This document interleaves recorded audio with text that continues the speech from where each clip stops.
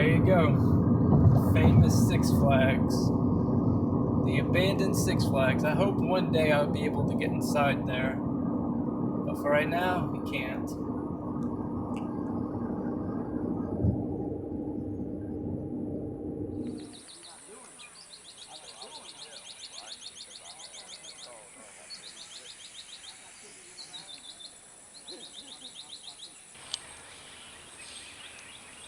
So we finally made it to where I've been looking for.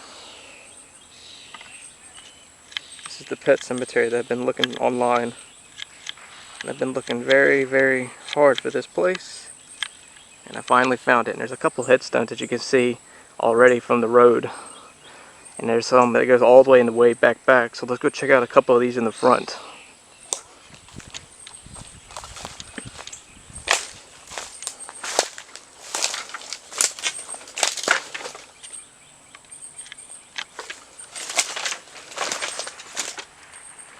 These graves are like very, very old and they are so hard to actually look at.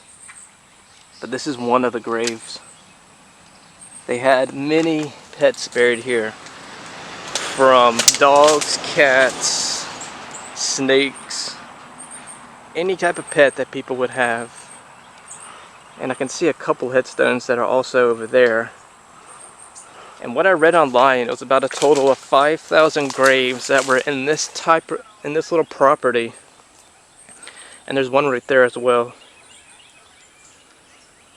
But whatever type of pet you would have, this is where it would be. And as you can tell, it's pretty much just abandoned. Not really much upkeep to this. I need to watch out for snakes and all different types of animals that are in the south. Because when you're in this deep in Louisiana, anything can pretty much pop out at you. From snakes, alligators, any type of reptile. Anyways, see there's two more headstones right here. There's a couple more in the back, but I don't know how far back I'm going to be able to get considering how overgrown this place actually is. And we will get into a little bit of the history of the place. And there's a headstone right there. And if you look, there's like a little paw print. So they must have put their pet, that's a cat paw print, so they must have put their cat paw print on their headstone. Matt Pet Cemetery was established in 1948 by a woman named Grace, who bought the property for $8,000. The Matt Pet Cemetery had around 5,000 pets that are buried here. Some of these animals are dogs, cats, birds, snakes, and more. In 1985, Dorothy Thompson was reported missing. Her body was later discovered weeks after the murder on the Mississippi River. The investigation went unsolved for 30 years. The cemetery falls into ruins from neglect, hurricanes, and thieves. In 2014, Brandon Norder pleads guilty to the case and sentenced to 10 years behind bars. The local newspaper reporter says he was haunted by Dorothy's ghost, causing him to turn himself in.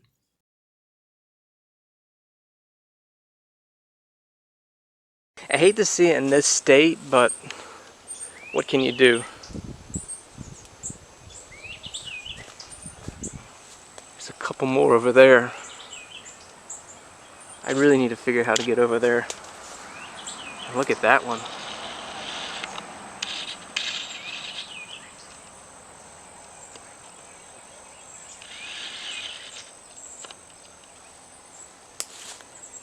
There's another one. There's one right here. What does this grave say? Pepper? You can see the name right there.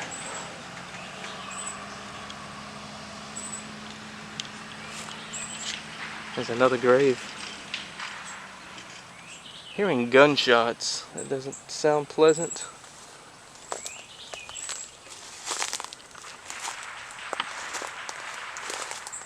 Here's another grave. Max something. When was he born?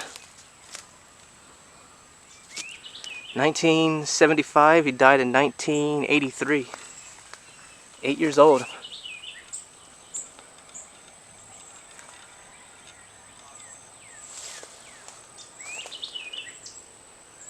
There's a couple more graves over there too. Looks like people are dumping stuff out here. See bottles, a barrel. I guess once it comes abandoned, that's what happens. I was hoping to see more graves out here, but I don't really see as many as I was supposed to, or I thought I was going to see. Even though it is kind of hard to see where they're at due to how overgrown everything is. There's a couple more in this little area. There's a whole big section where my finger is that I want to get to, but I'm not going to be able to get to because it's just too overgrown. Maybe one day they'll restore this area. Okay, so after talking to the police, they said it's actually okay to come back here. I was already back here anyways, but kind of scared me for a second because I thought I had to move my car. Anyways, he said this is the police officer said this is the most famous cemetery, or the famous pet cemetery in this parish that people talk about. And there's actually a headstone over there. I don't know if I can get to that, if you can see it that way. There you go. Oh, it says pet cemetery right on there. 1940. Wow. See if we can get closer to that. I'm gonna have to use my phone to get into this little area because I want to check out this. Yep, the pet cemetery. Founded in 1948 by Grace Matt Thompson's son. Wow. And you can tell there's another grave right there. And it really stinks, and then I look down and I realize I stepped on an animal carcass. Ugh. No wonder it smells so bad over here. It's right there. Horrible. Horrible smell. So let's get over to this little area. Wow. 2 more headstones.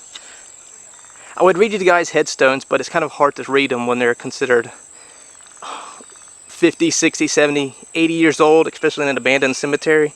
And that's not really being upkeep at the moment.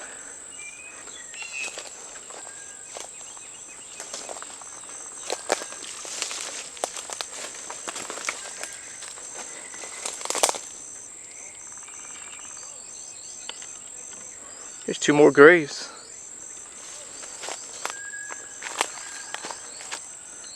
Wow, this thing just goes on and on.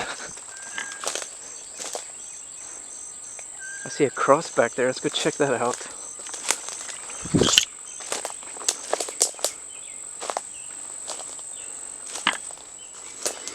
There you go.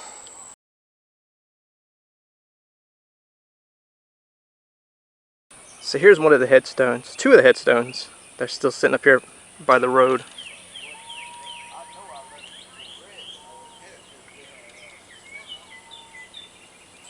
Alrighty guys, I think this is probably going to be the end of the video. There's not really much else I can show for you. A couple graves there that we saw. A couple graves you saw there in the back. Of course there's more graves over here as well. And of course that one big headstone that was over there. That was really nice to see. Even though there really wasn't much that we could read on it, you could still see some of the history that was left behind here. I hope one day the parish actually comes and cleans this out. Then you can actually see it. We'll see what happens though. Hope you guys enjoyed the video. Let's get to the next location.